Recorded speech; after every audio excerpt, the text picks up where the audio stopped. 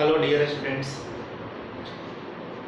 हम लोग पिछले वीडियो में इलेक्ट्रोकेमिस्ट्री का मेजर पार्ट्स तक पढ़ चुके हैं, जैसे electrolytic solution, Faraday law, galvanic cell, electrode potential, cell potential, conductivity, resistivity, ये सारी चीज़ हम लोग पिछले वीडियो सब में स्टडी कर चुके हैं। ठीक है, अब हम लोग इस चैप्टर के लगभग फिनिश्ड के कगार पर पहुँचे हुए हैं।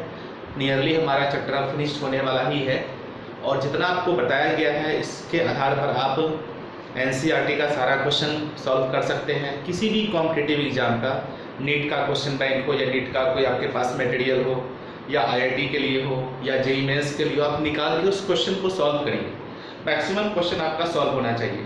ठीक है, अगर आप अच्छे ढंग से थ्योरी को पढ़े हैं, सीखे हैं, समझे हैं, तब तो सारा सवाल बनेगा। अगर फिर भी कहीं दिक्कत होती है किसी टॉपिक का सवाल बनाने में, तो आप इस वीडियो को फिर से देखिए जिस टॉपिक में दिक्कत हो, और सारे को नोट बना लीजिए।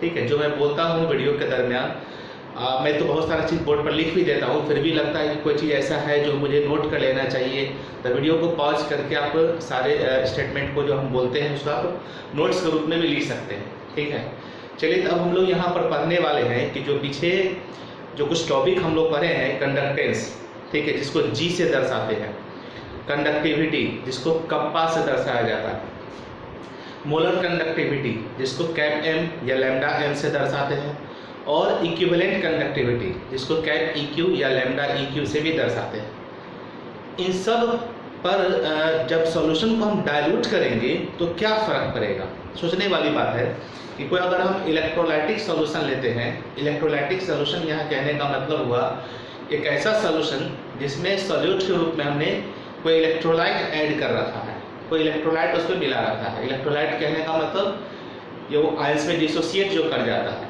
तो इलेक्ट्रोलाइट तो हम मेनली दो टाइप का पढ़ते हैं, स्ट्रॉन्ग इलेक्ट्रोलाइट और वीक इलेक्ट्रोलाइट। ठीक है, इस प्रकार से अगर कोई भी हम इलेक्ट्रोलाइटिक सॉल्यूशन इमेजिन कर लेते हैं, मान लेते हैं, ठीक है, तो उस सॉल्यूशन का कुछ ना कुछ कंडक्टेंस भी होगा, कुछ ना कुछ कंडक्टिविटी भी होगा, कुछ ना कुछ मोलर कंडक्टिविटी होगा, कुछ ना कुछ उस सॉल्यूशन का इक्विवेलेंट कंडक्टिविटी भी होगा। यानी एक सॉल्यूशन हम ले लेते हैं, उसका ये चारों चीज़ कुछ ना कुछ पता होगा, जी, कप्पा, कैप एम और कैप इक्यू।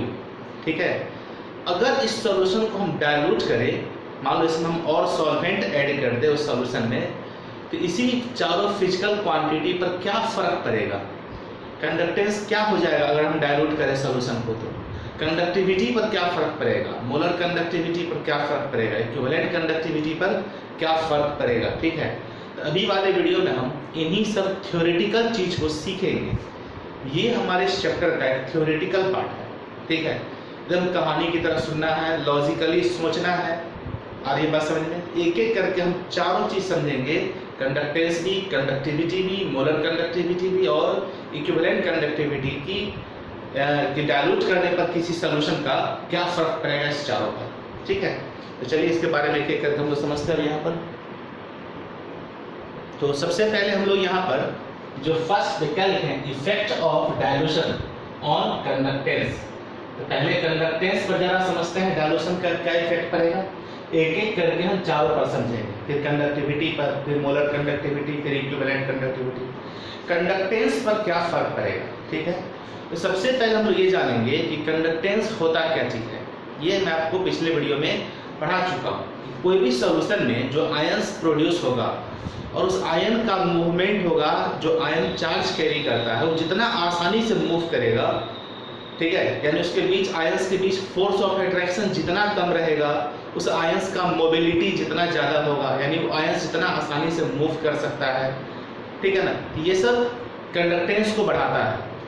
तो अगर हम किसी सॉल्यूशन को डाइल्यूट करते हैं तो सोचिए क्या होगा, है ना। मान लो जैसे हम एक उदाहरण समझते हैं कि हम यहाँ पर एक कंटेनर ले लिए, ठीक है, और ये बात समझ में, और इसमें हमने कुछ वॉल्यूम यहाँ पर डाल रखा है। ये इलेक्ट्रोलाइटिक सॉल्यूशन है हमारा। ठीक है, मान लो ये 1 ml है, मान लेते हैं यहाँ से यहाँ तक 1 ml है। तो इस सॉल्यूशन में जो इलेक्ट्रोलाइट है, ठीक है, मान लेते हैं वो AB है, AB टूटता है A प्लस B माइनस में, सपोज कर लीजिए A प्लस B माइनस में टूटता है। इस सॉल्यूशन में a प्लस बी होगा और b माइनस बी होगा, ठीक है, a प्लस बी होगा और b माइनस बी होगा। जो आयंस यहाँ चार्ज कैरी कर रहा है ना, कुछ ना कुछ इस सॉल्यूशन का कंडक्टेंस होगा, ठीक है। जो सॉल्यूशन में आयंस उपस्थित होते हैं, वो आयंस जो चार्ज कैरी करता है उसका जो कंडक्टेंस होता है, और ये बात समझ में, तो आयंस की संख्या जितनी अधिक होगी, आयंस की संख्या जितनी अधिक होगी, है ना, कंडक्टेंस उतना ज्यादा होगा। आयन जितना फ्रीली मूव करेगा, कहेंगे कंडक्टेंस उतना ज्यादा होगा। आयंस के बीच फोर्स ऑफ अट्रैक्शन जितना वीक होगा, कहेंगे उतना अधिक कंडक्टेंस होगा। यानी आयंस के बीच सेपरेशन डिस्टेंस अधिक होगा, तो कहेंगे कंडक्टेंस ज्यादा होगा, ठीक है। आ रही बात समझ में? अब सोचो यहाँ पर अगर इसमें हम और सॉल्वेंट इसमें ऐड कर दें, सॉल्वेंट अगर इसमें हम ऐड कर दें, यानी सॉल्वेंट ऐड कर दें, इसी प्रोसेस को हम लोग क्या बोलते हैं? डाइल्यूशन। इसी प्रोसेस को डाइल्यूशन कहा जाता है कि हम सॉल्वेंट उसमें ऐड करें, यानी सॉल्यूशन को हम डाइल्यूट कर रहे हैं, ठीक है। तो अब मान लो कि सॉल्यूशन यहाँ बढ़ करके अब यहाँ तक हो गया, मान लेते हैं, ठीक है। इसमें हम कुछ और मिला दिए, 1 ml और ऐड कर दिए, अब मान लो 2 ml हो गया, ठीक है।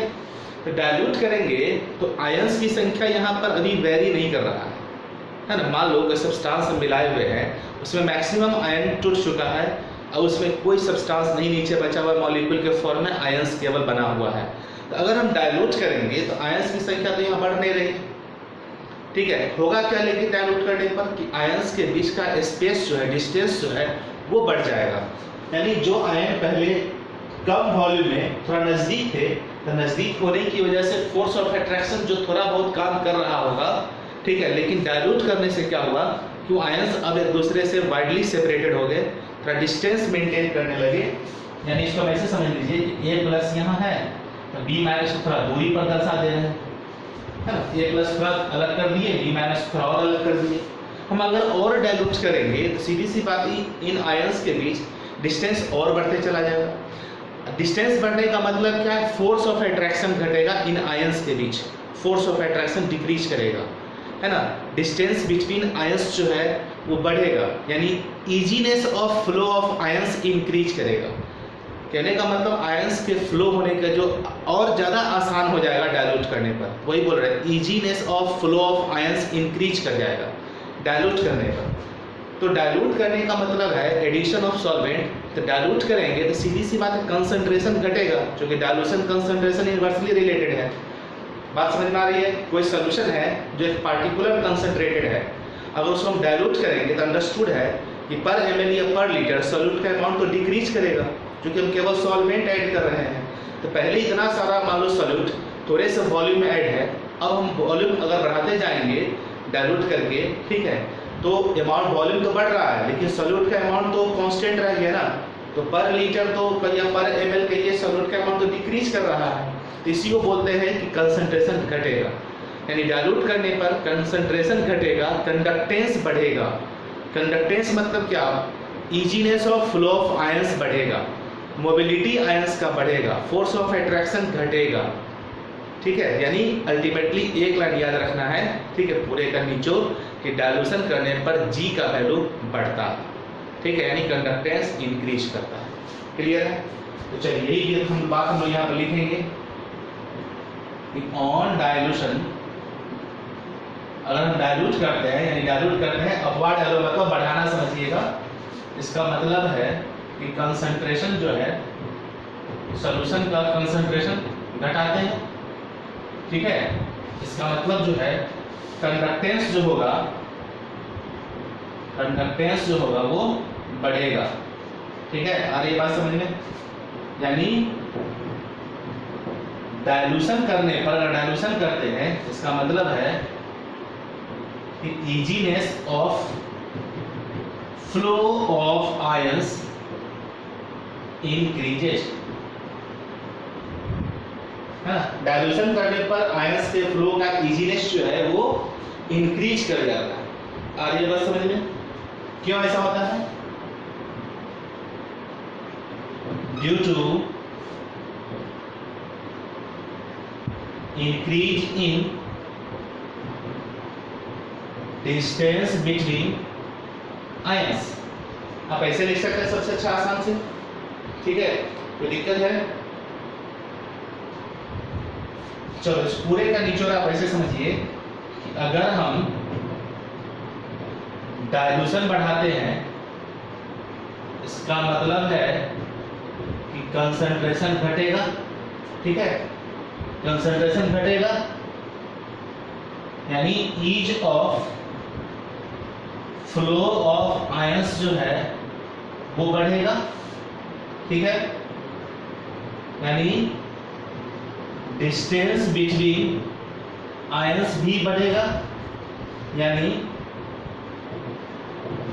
मोबिलिटी ऑफ आयंस जो है ये बढ़ेगा, यानी force of attraction, force of attraction इसको हम FOA लिख देते हैं, बिटवीन आयंस, आयंस के बीच फोर्स ऑफ एट्रैक्शन घटेगा, है ना? और ये बात समझ में, फोर्स ऑफ एट्रैक्शन क्या होगा? घटेगा। इसका मतलब क्या हुआ यहाँ पर कि कंडक्टेंस जो है, कंडक्टेंस जिसको हम G से दर्शाते हैं, G से ये हमारा बढ़ेगा। बस ये सबसे इंपॉर्टेंट चीज है ना? पूरे का समराइज के लिए एक तरह से यहाँ पर मैंने लिख दिया है, आप इस लाइन को सबसे आसानी से याद रख सकते हैं। क्लियर है? बहुत इंपॉर्टेंट लाइन है, इसको अच्छे से समझना है। क्या हो रहा है, लिखा हुआ है, आप पढ़ के इसको थॉट खुद करना होगा। जब तक खुद नहीं सोचेंगे कॉन्सेप्ट बिल्डअप होगा ही नहीं, ठीक। हम तो बोल रहे हैं, सोचना तो आप ही को होगा, क्योंकि हम लोग सोचे हुए ब्रेन में हम लोग का सेट है, आप लोग को सेट करना है, ठीक है। एग्जाम्पल को ब्रेन में रखिए और खुद सोचना है कि ऐसा करने पर क्या हो रहा होगा, खुद से सोचिए, देखिए कॉन्सेप्ट कैसे बिल्डअप हो जाता है, ठीक है। चलिए इतना करके स्क्रीनशॉट लीजिए, फिर आगे बढ़ते हैं। आइए बच्चों, अब हम लोग यहाँ पर एक छोटे से टर्म को और समझते हैं, डिग्री ऑफ डिसोसिएशन, शॉर्ट में बोले DOD, अल्फा से इसको दर्शाते हैं, अल्फा से, ठीक है ना। DOD वैसे हम लोग का पढ़ा हुआ टर्म है, डिग्री ऑफ डिसोसिएशन। ये पहली बार आप नहीं सुन रहे हैं, इससे पहले भी आपने पढ़ रखा है डिग्री ऑफ डिसोसिएशन, ठीक है। अल्फा से इसको रिप्रेजेंट करते हैं। अभी हम लोग डिग्री ऑफ डिसोसिएशन पर भी सीखेंगे कि डाइल्यूट करेंगे अगर सॉल्यूशन को, इलेक्ट्रोलाइटिक सॉल्यूशन को, तो DOD पर क्या फर्क पड़ेगा। DOD मतलब डिग्री ऑफ डिसोसिएशन पर, अल्फा पर क्या फर्क पड़ेगा, ठीक है। और ये बात समझिए, तो सबसे पहले तो डिग्री ऑफ डिसोसिएशन DOD, जिसको अल्फा से दर्शाते हैं, चलिए होता क्या चीज है, नंबर ऑफ मोल्स या मॉलिक्यूल्स, मोल्स या मॉलिक्यूल्स आप लिख सकते हैं dissociated by total number of moles taken, ठीक है। इसलिए मैक्सिमम वैल्यू ऑफ अल्फा जो होगा 1 हो सकता है, अल्फा का मैक्सिमम वैल्यू कितना हो सकता है, 1, ठीक है। बात को ध्यान से समझिए, DOD क्या है, number of moles dissociated by total number of moles taken, ठीक है। कितना मोल्स मैंने लिया था और कितना मोल्स उसमें से डिसोसिएट कर लिया। अगर मान लो किसी सब्सटेंस का हम 10 मोल लेते हैं, ठीक है, इलेक्ट्रोलाइट का, और 10 का 10 मोल अगर डिसोसिएट कर जाए आयन में, तो क्या लिखेंगे आप, कितना मोल डिसोसिएट किया, 10 मोल, यहाँ बैठाएंगे 10, कितना मोल लिए थे, 10, कैंसिल हो गया, 1 आ गया। ऐसा थोड़े ना है कि हम 10 मोल लेंगे इलेक्ट्रोलाइट का, कहेंगे 20 मोल टूट गया, ऐसा तो होगा नहीं। जितना लेंगे उससे मैक्सिमम तो टूट ही नहीं सकता है। अगर जितना हम अमाउंट लिए हैं पूरा का पूरा अगर टूट जाता है आयंस में, तो अल्फा का वैल्यू 1 आएगा। लेकिन अगर पूरा टूटे तो, अगर कम टूटा तो अल्फा का वैल्यू 1 से कम आएगा। तो लिख दिए अल्फा का मैक्सिमम वैल्यू कितना हो सकता है, 1। आ रही बात समझ में। अब हम लोग यहाँ पर स्ट्रॉन्ग इलेक्ट्रोलाइट और वीक इलेक्ट्रोलाइट के लिए डाइल्यूशन पर सीखेंगे अल्फा का क्या वैल्यू हो सकता है, ठीक है। देखिए समझिए, समझो, for strong electrolyte, for strong electrolyte, किसी भी स्ट्रॉन्ग इलेक्ट्रोलाइट के लिए अल्फा का जो वैल्यू होता है नियरली 1 होता है, ठीक है। यानी परसेंटेज अल्फा जो होता है नियरली कितना, 100%। ऐसा हम लोग मानते हैं कि जो स्ट्रॉन्ग इलेक्ट्रोलाइट होता है वो ऑलमोस्ट कंप्लीटली आयंस में डिसोसिएट कर जाता है, ठीक है। जैसे मान लो यहाँ पर A और B एक स्ट्रॉन्ग इलेक्ट्रोलाइट है। क्या है? Strong electrolyte AB। सपोज कर लेते हैं इसको, ठीक है ना। और ये इस प्रकार आयंस में टूट गया A plus plus B minus में, ठीक है। चलो इसको नीचे जगह नहीं है, जहां पर हम पीछे लिख देते हैं इसको स्ट्रॉन्ग इलेक्ट्रोलाइट। स्ट्रॉन्ग इलेक्ट्रोलाइट हमने AB लिया, ठीक है। और ये बात समझ में, तो मान लेते हैं इसका हमने अभी इनिशियली 100 मॉलिक्यूल लिया तो 0 होगा, ठीक है। और चूंकि ये स्ट्रॉन्ग इलेक्ट्रोलाइट है तो कंप्लीटली डिसोसिएट कर जाएगा। तो आफ्टर डिसोसिएशन, है ना, after complete dissociation, after complete dissociation ये कितना बचेगा? 0। ये कितना हो जाएगा? 100। ये कितना हो जाएगा? 100। यानी 100 मोल या 100 मॉलिक्यूल लिए, अब पूरा का पूरा आयंस में टूट गया। तो यहाँ पर अगर हम अल्फा का वैल्यू निकाले स्ट्रॉन्ग इलेक्ट्रोलाइट के लिए, तो कितना मॉलिक्यूल आपने कंसीडर किया था? 100। जो हम लेते हैं उसको नीचे रखते हैं, और 100 लिए थे, इसका कितना आयन में टूट गया? यहाँ 0 बचा हुआ है, मतलब 100 का 100 आयन में टूट चुका है। यहाँ 100 बैठा देंगे तो कितना आ गया? 1, ठीक है। यानी 100% के आयंस में डिसोसिएट कर चुका है। हम लोग ऐसा मानते हैं कि स्ट्रॉन्ग इलेक्ट्रोलाइट के लिए अल्फा का वैल्यू नियरली 1 के बराबर होगा, ठीक है। नियरली 1 के बराबर होगा, यानी परसेंटेज डिसोसिएशन जो होगा नियरली 100% हम लोग मान लेते हैं, ठीक है। आप ये बात समझ में? चलिए अब इस पर समझिए कि डाइल्यूट करेंगे तो इस पर क्या फर्क पड़ेगा। ऑन डाइल्यूशन क्या फर्क पड़ेगा इस पर, है ना। देखो ऑन डाइल्यूशन, अगर हम डाइल्यूशन करते हैं, डाइल्यूट करते हैं, तो DOD of strong electrolyte, strong electrolyte remains unchanged, नहीं बदलेगा। क्यों नहीं बदलेगा? कि डाइल्यूट करेंगे तो पहले समझिए कि डाइल्यूशन अगर नहीं किए हैं तो 100% वो आयन में टूटा हुआ है। अगर डाइल्यूट करेंगे तो और क्या टूटेगा आयन में? बचा हुआ ही नहीं है, तो टूटना क्या है उसका? आयंस की संख्या तो बढ़ने से रहा, आयन तो संख्या बढ़ेगा नहीं। केवल क्या इंक्रीज करेगा? Distance between ions. तो कंडक्टेंस तो बढ़ जाएगा हमारा। कंडक्टेंस में नहीं पढ़ा हूं मैं, अल्फा पढ़ा हूं। क्या डाइल्यूट करने पर अल्फा बढ़ेगा? नहीं। क्यों? डाइल्यूट करने से पहले ही वो 100% डिसोसिएट है, नियरली अल्फा का वैल्यू 1 पहुंचा हुआ है। तो अब हम डाइल्यूट करेंगे तो और अल्फा कितना बढ़ेगा? मैक्सिमम वैल्यू तो अल्फा का 1 ही बना रहता है, ठीक है ना। वह लिख है on dilution DOD of strong electrolyte, यानी अल्फा का वैल्यू रिमेन्स अनचेंज्ड, यानी अल्फा न बढ़ेगा न घटेगा। यानी कहने का मतलब value of alpha neither increases nor decreases, है ना। न बढ़ेगा न घटेगा। क्या होगा? केवल only distance between ions increases, केवल आयंस के बीच का डिस्टेंस बढ़ेगा, अल्फा का वैल्यू नहीं बढ़ेगा, ठीक है। डाइल्यूट करने पर कंडक्टेंस बढ़ेगा, DOD पर फर्क नहीं पड़ेगा।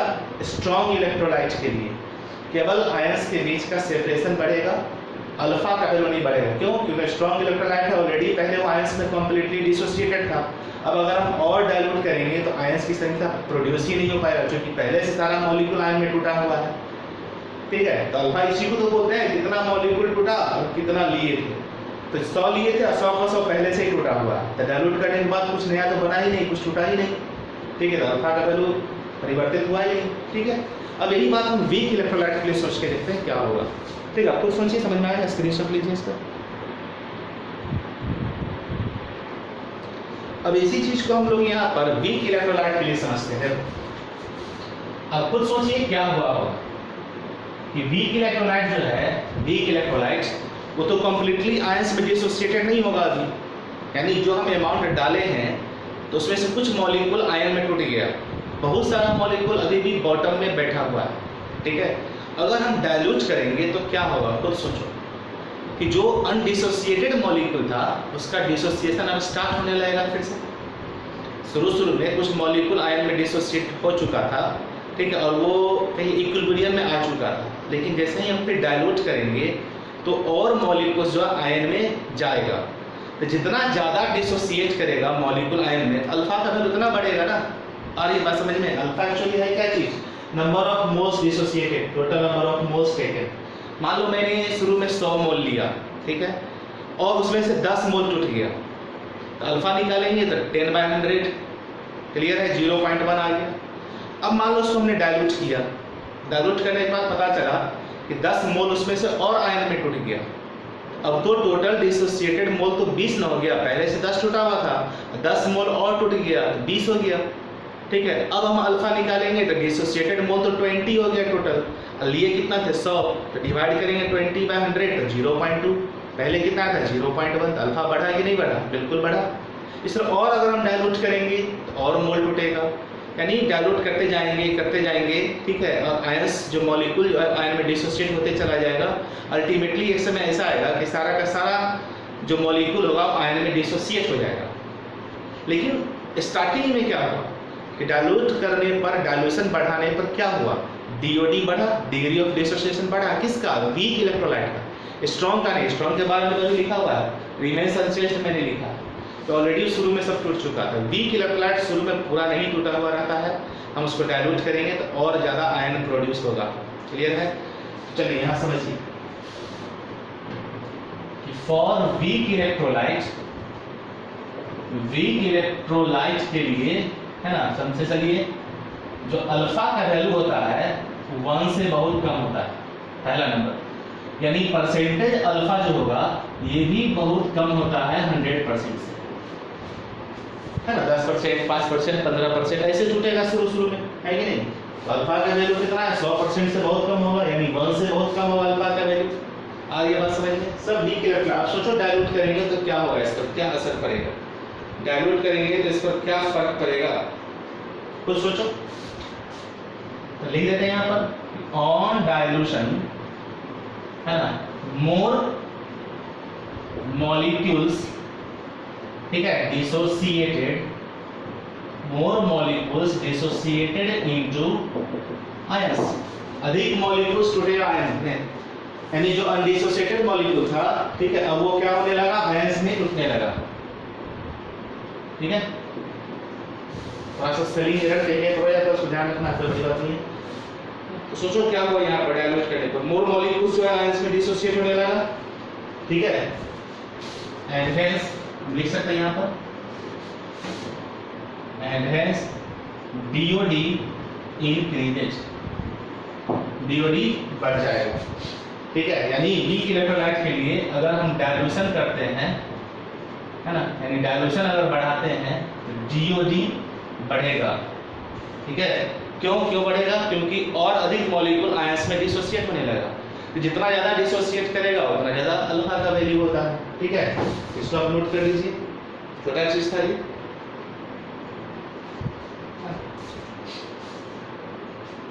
तो डीओडी बढ़ेगा, कंसंट्रेशन घटेगा, ये भी याद रखना है, कंसंट्रेशन घटेगा। इस चीज को तो वैसे भी हम पढ़ चुके हैं इक्विलिब्रियम चैप्टर में, जैसे एक बार यहाँ पर हम थोड़ा सा रिवाइज कर लेते हैं। देखो, फॉर वीक इलेक्ट्रोलाइट, कोई एक आप वीक इलेक्ट्रोलाइट कंसीडर कर लीजिए, है ना, जैसे मान लो CH3COOH, अगर इसको हम वाटर में ऐड करते हैं किस प्रकार टूटता है, CH3COO- प्लस H प्लस में, इस प्रकार ये आयंस में टूट गया, ये तो हम जानते हैं अच्छे तरीके से। अगर इसका हम इनिशियल कंसंट्रेशन C मोल पर लीटर ले लेते हैं तो 0 होगा, ठीक है। इनिशियल कंसंट्रेशन क्या लिया हमने, C, तो ये 0 होगा इनिशियली, ठीक है। और at equilibrium C minus C alpha लिखेंगे, यहाँ भी C अल्फा, यहाँ भी C अल्फा, ये तो हम पढ़ चुके हैं इक्विलिब्रियम में 11th क्लास में, है कि नहीं। तब बताओ यहाँ से अगर हम K निकाले, इक्विलिब्रियम कांस्टेंट K या KC, तो प्रोडक्ट का कंसंट्रेशन ऊपर में C अल्फा बाय C, यहाँ से कॉमन ले लेंगे तो 1 minus alpha. That's it, clear है, बात समझ में आ रही है आप लोगों को। तो एक C से एक C कैंसिल हो गया, यहाँ क्या हो गया, देखो C alpha square by 1 minus alpha, ठीक है। और हम जानते हैं कि फॉर वीक इलेक्ट्रोलाइट सारी बातें आप लोगों को पढ़ाया जा चुका है कि 1 माइनस यहाँ वीक इलेक्ट्रोलाइट का जो वीक इलेक्ट्रोलाइट के लिए अल्फा का वैल्यू 1 से छोटा होगा, इसलिए 1 माइनस अल्फा को हम नियरली 1 ही मान लेते हैं। तो देयरफॉर Kc इक्वल टू क्या हो जाएगा, C अल्फा स्क्वायर। यहाँ से अगर हम अल्फा निकालें तो क्या जाएगा, root under Kc by C।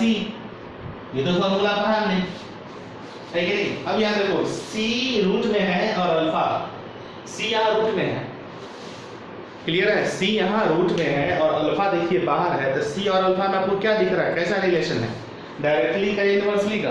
सोचो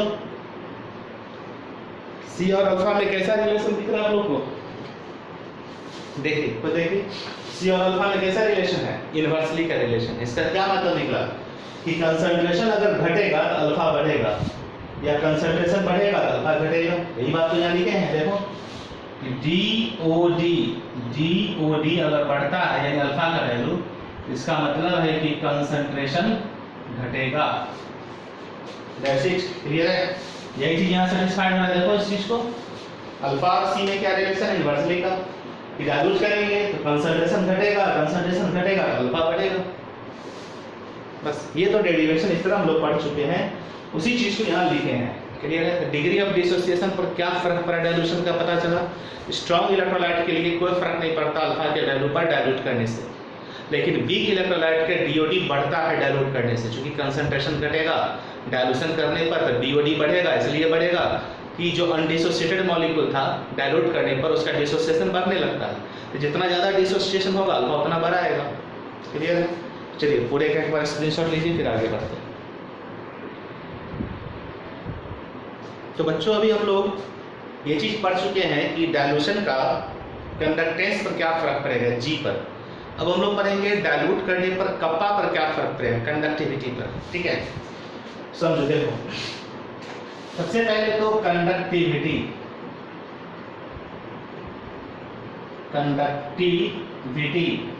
जिसको हम कप्पा से दर्शाते हैं, या इसी को स्पेसिफिक कंडक्टेंस भी बोलते हैं। हर चीज बार बार लिखना संभव नहीं है, ठीक है। जो भी टर्मिनोलॉजी सब है, जो मैं टर्म सब बोल चुका हूँ, उसको सुन करके आप याद रखा करिए, ठीक है। बोल देते हैं, हम रिपीट कर देते हैं। कंडक्टिविटी को स्पेसिफिक कंडक्टेंस भी कहते हैं, इसको कप्पा से दर्शाते हैं। एक्चुअली इसका डेफिनेशन याद करिए क्या था। इसमें मैंने लिखा था कि conductance of 1 ml of electrolytic solution,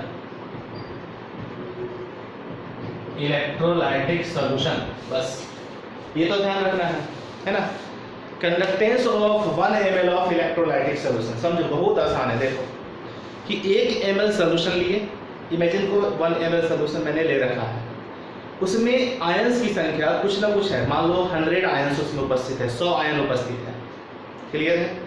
तो 100 आयन का जो कंडक्टेंस होगा वो 100 आयन जो चार्ज कैरी कर रहा है, करंट का, चार्ज का, ठीक है, वही तो कंडक्टेंस है, और उसी को हम कंडक्टिविटी बोल रहे हैं। साफ साफ पढ़िए, कंडक्टिविटी क्या है, conductance of 1 ml of electrolytic solution, यानी 1 ml इलेक्ट्रोलाइटिक सॉल्यूशन में जो आयंस उपस्थित है, उन आयंस के द्वारा जो चार्ज कैरी हो रहा है, जो कंडक्टेंस है, उसी को हम बोलते हैं कंडक्टिविटी।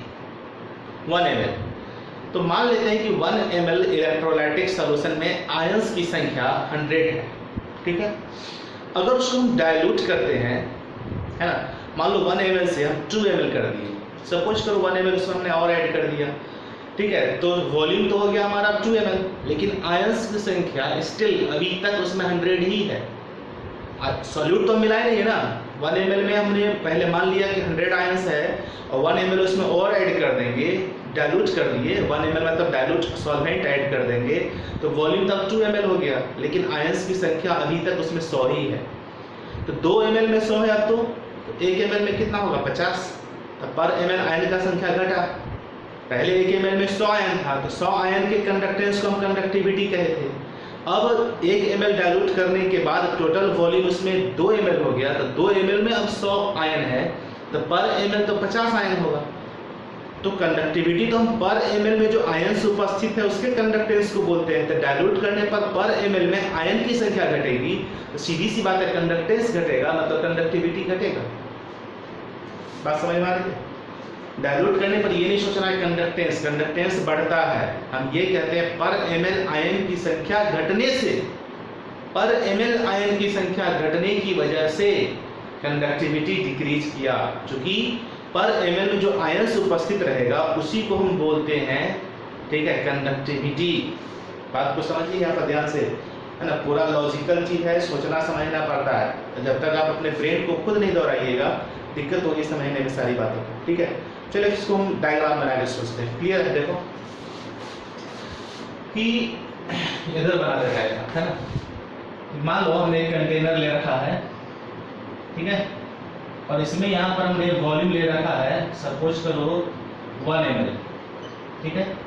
और अभी इसमें आयंस जो है, मान लो तो है कि इन 1 ml आयंस की संख्या 100 मान लेते हैं, ठीक है। तो इस कप्पा का जो वैल्यू होगा ये 100 आयंस पर डिपेंड करेगा।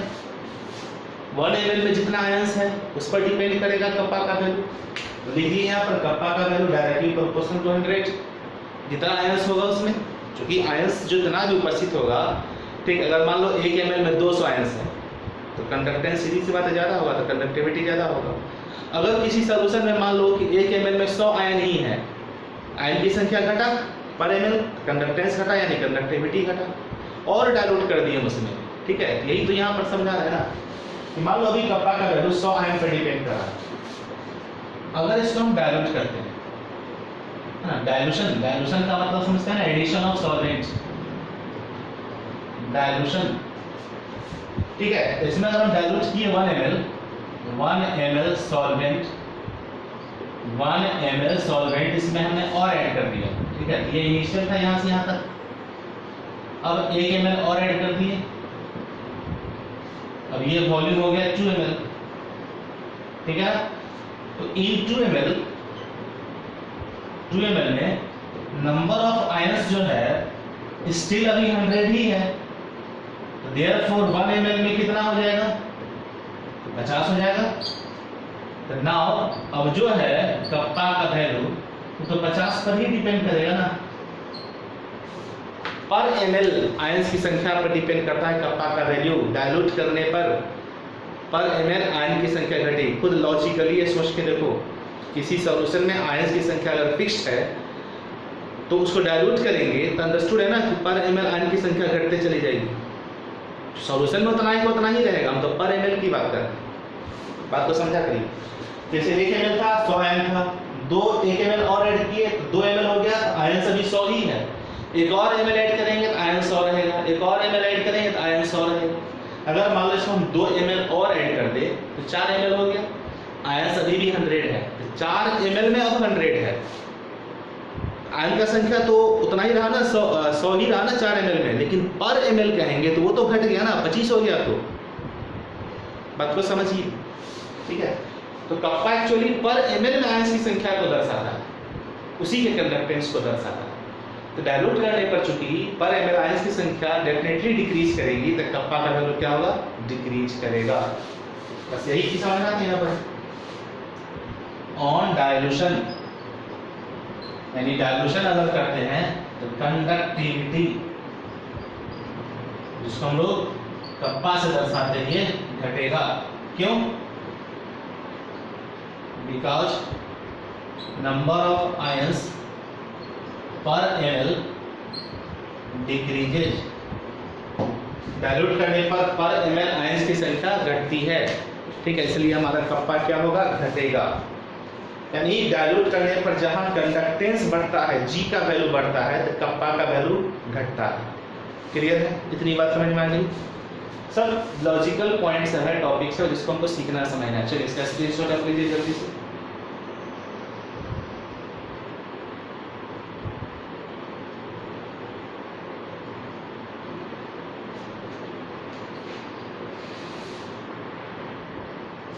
तो आइए बच्चों, अब हम लोग यहाँ पर डाइल्यूशन का इफेक्ट पर है कंडक्टेंस पर भी और कंडक्टिविटी पर भी।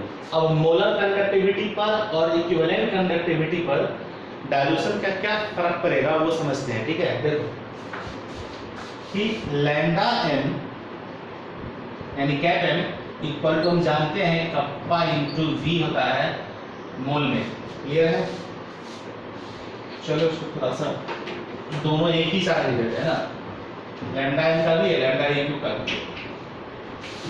चूंकि हम जानते हैं कि लैम्डा एम जो होगा मोलर कंडक्टिविटी वो kappa into V mol ml में लेना है, ठीक है, या जिसे भी लीजिए। और lambda E Q equal to kappa into volume equivalent, ठीक है। और ये बात समझिए बहुत आसान है। मोलर कंडक्टिविटी हम पढ़ चुके हैं पीछे कि कप्पा इंटू वॉल्यूम के बराबर होता है, और लैम्डा EQ यानी इक्विवेलेंट कंडक्टिविटी भी कप्पा इंटू वॉल्यूम के प्रोडक्ट के इक्वल होता है। यहाँ पर कौन सा वॉल्यूम हम बैठाएंगे, वैसे वॉल्यूम को यहाँ पर बैठाना है जिस वॉल्यूम में हमने इलेक्ट्रोलाइट का 1 मोल मिला रखा होगा। तो यहाँ मोल लिखे हैं, मोल, क्लियर है ना। और यहाँ पर कौन सा वॉल्यूम बैठाएंगे, जिस वॉल्यूम में हमने सॉल्यूट का 1 इक्विवेलेंट मिला रखा होगा, ठीक है। और ये बात समझ में है ना। तो यहाँ V मोल, यहाँ V इक्विवेलेंट यानी 1 मोल इन V ml of solution, 1 equivalent in V ml of solution, यानी वैसे वॉल्यूम को हम पुट करना है जिसमें 1 मोल बैठाते हैं, 1 मोल मिलाते हैं इलेक्ट्रोलाइट का, यहाँ वही वॉल्यूम बैठाना है। और यहाँ पर कौन सा वॉल्यूम बैठाना है, जितने वॉल्यूम में मैंने इलेक्ट्रोलाइट का 1 इक्विवेलेंट मिला रखा होगा, क्लियर है। मैं देखो किसी बात को मैं 2 बार 3 बार 4 बार 5 बार रिपीट करता हूँ, तो कुछ बच्चे को लगता होगा कि इतनी बार रिपीट कर दे रहे हैं सर, ठीक है। तो जो बच्चे एक बार में समझ जाते हैं अच्छी बात है, लेकिन जो बच्चे 2-3 बार में समझते हैं तो उनको बोलना पड़ता है, ठीक है। आप समझिए अच्छे ढंग से, है ना, बहुत स्मूथली कोशिश कर रहे हैं समझाने का। अब समझो यहाँ पर कि अगर हम डाइल्यूट करते हैं सॉल्यूशन का, अगर हम डाइल्यूशन करते हैं, ठीक है, डाइल्यूशन करते हैं, तो डाइल्यूशन करने पर कप्पा तो घटेगा लेकिन वॉल्यूम बढ़ेगा।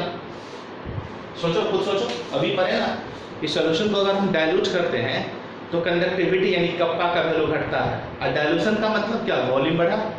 खुद सोचो कि डाइल्यूट करने पर वॉल्यूम बढ़ रहा है और कप्पा घट रहा है, इसमें जो ये बात वॉल्यूम बढ़ रहा है कप्पा घट रहा है ना। ऑन डाइल्यूशन यानी यहाँ डाइल्यूट अगर करते हैं तो ये घटेगा, ये बढ़ेगा, ये घटेगा, ये बढ़ेगा, है ना, डाइल्यूट करने पर।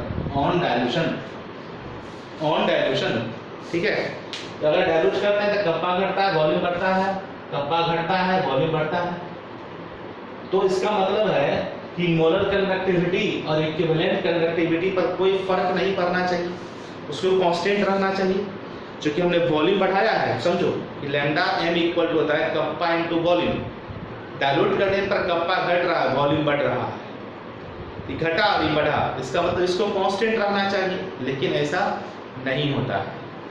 अब सोच रहे हो ऐसा क्यों नहीं होता है, अजीब बात है यहाँ पर तो भाई, कि डाइल्यूट करने पर कप्पा घट रहा है, वॉल्यूम बढ़ रहा है, तो फिर लैम्डा एम जो है वो कांस्टेंट क्यों नहीं हुआ, नहीं हुआ कांस्टेंट, तो क्या होगा वो समझिए यहाँ पर कि डाइल्यूट करने पर डाइल्यूशन जिस रेशियो में बढ़ता है कप्पा उस रेशियो में नहीं घटता है, घटता है लेकिन उस रेशियो की यहाँ बात है।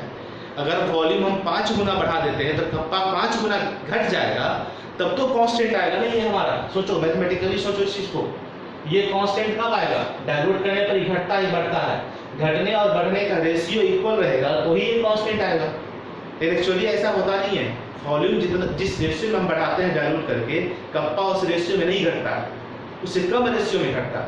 तो वॉल्यूम तो अल्टीमेटली हमारा इंक्रीज कर गया ज्यादा रेशियो में, इसका मतलब इस रेशियो में नहीं घटा है कप्पा, तो ये फाइनली तो बढ़ जाएगा ना हमारा, ठीक है। यही बात यहाँ भी सोचना है, इसके लिए भी सोचना वही चीज है कि वॉल्यूम हम जिस रेशियो में इंक्रीज करते हैं कप्पा उस रेशियो में नहीं डिक्रीज होता है, ठीक है।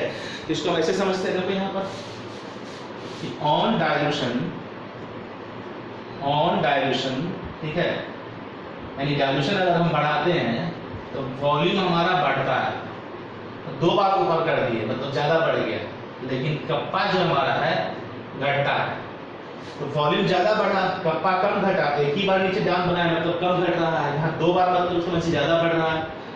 तो चूंकि बढ़ गया अल्टीमेटली तो ये तो बढ़ जाएगा, तो देयरफॉर लैम्डा एम भी बढ़ेगा और लैम्डा ई क्यू भी बढ़ेगा, है ना, दैट्स इट। बस यही बात हमको समझना है। इसका मतलब यहाँ पर 3 चीज समझे, है ना, क्या क्या समझे, देखो ऑन डायलूशन, अगर हम डायलूशन करते हैं, ठीक है, डायलूशन बढ़ाते हैं तो G बढ़ता है, लैम्डा M बढ़ता है, लैम्डा EQ बढ़ता है, केवल कप्पा ही घटता है। इस 4 जो हेडिंग यहाँ लिखा हुआ था, 4 हेडिंग है ना, effect of dilution on conductance यानी G, कंडक्टिविटी यानी कप्पा, मोलर कंडक्टिविटी यानी लैम्डा M, इक्विवेलेंट कंडक्टिविटी यानी लैम्डा EQ। इस 4 में से 3 बढ़ता है, कंडक्टेंस बढ़ता है, मोलर कंडक्टिविटी बढ़ता है, इक्विवेलेंट कंडक्टिविटी बढ़ता है। डायलूशन से केवल कंडक्टिविटी ही घटता है डायलूट करने पर। बात क्लियर है, यहाँ पर समझ में आ रही है, ठीक है, कोई दिक्कत है तो चलिए देखना, आप नोट कीजिए, लॉजिकल चीज था, इसको समझने की कोशिश करिए, सुनिए, इसको अच्छे ढंग से सीखिए और इसको इम्प्लीमेंट करिए, सोचिए, नोट करो इसको।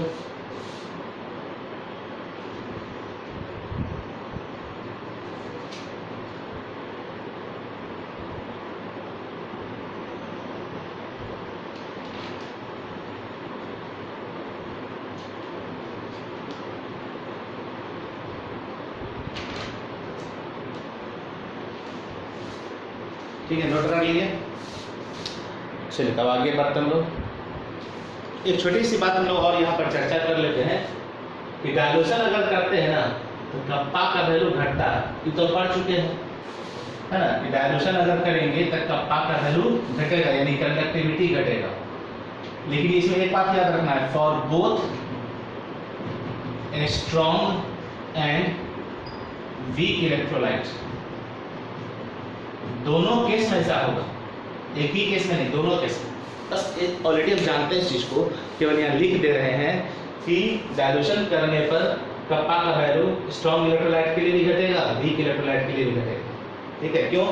क्योंकि कप्पा एक्चुअली है क्या चीज, पर ml में आयन की संख्या।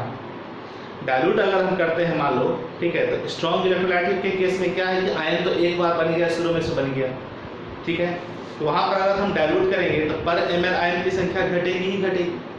लेकिन वीक इलेक्ट्रोलाइट के केस में क्या है कि अगर हम डायलूट करते हैं तो आयंस की संख्या और ज्यादा प्रोड्यूस होता है, क्योंकि वीक इलेक्ट्रोलाइट तो पूरा टूटा नहीं है कि नहीं, लेकिन पर ml जो आयंस की संख्या है डायलूट करने पर इसमें भी घटेगा, वीक इलेक्ट्रोलाइट के लिए भी घटता है अल्टीमेटली। फाइनली ये कहने का मतलब है स्ट्रॉन्ग इलेक्ट्रोलाइट हो या वीक इलेक्ट्रोलाइट हो, डायलूशन करने पर ml आयन की संख्या घटती है, इसलिए कंडक्टिविटी घटता है, ठीक है। तो चलो यहाँ पर हम लोग 4 छोटे छोटे पॉइंट्स को समझ लिए हैं, थ्योरेटिकली लॉजिकली हम समझे हैं। अब हम लोग नेक्स्ट वीडियो में इनफाइनाइट डायलूशन पर, इनफाइनाइट डायलूशन कहने का मतलब concentration tends to zero, concentration nearly हम जीरो मान लेते हैं। अगर मान लो कोई सॉल्यूशन लिए, ठीक है, अगर उसको हम डायलूट करते जाएंगे, डायलूट करते जाएंगे, डायलूट करते जाएंगे, है ना, तो कंसंट्रेशन टेंड्स टू जीरो, यानी वहाँ मोलरिटी हम लोग बहुत नेग्लेक्ट मान लेते हैं कि बहुत कम हो गया, तो उसको बोलते हैं हम लोग इनफाइनाइट डायलूशन। इनफाइनाइट कहने का मतलब यहाँ बिल्कुल ये नहीं सोचना है कि पूरे दुनिया भर का पानी उठा के लाके यहाँ मिला देना है, पूरा Pacific ocean, Indian ocean, Arabic ocean सब लाके यहीं कंटेनर में डाल देना, ऐसा नहीं सोचना। इनफाइनाइट का मतलब यहाँ पर ये नहीं होता। थोड़ी देर में हम लोग समझ जाएंगे अगले वीडियो में कि इनफाइनाइट डायलूशन का मतलब यहाँ पर क्या होता है, और इनफाइनाइट डायलूशन पर मोलर कंडक्टिविटी हम लोग कैसे निकालेंगे स्ट्रॉन्ग इलेक्ट्रोलाइट के लिए और वीक इलेक्ट्रोलाइट के लिए, उसका अलग वीडियो है, अलग कॉन्सेप्ट है, वो हम लोग सीखेंगे। उसके बाद फिर हम लोग कोलरॉस लॉ पढ़ेंगे, कोलरॉस लॉ, उसके बाद लास्ट में बैटरी पढ़ेंगे, ठीक है। तब तक के लिए आप इस वीडियो को वॉच कीजिए, इस कॉन्सेप्ट को समझने की कोशिश करिए, ठीक है। चलिए, हैव ए नाइस डे।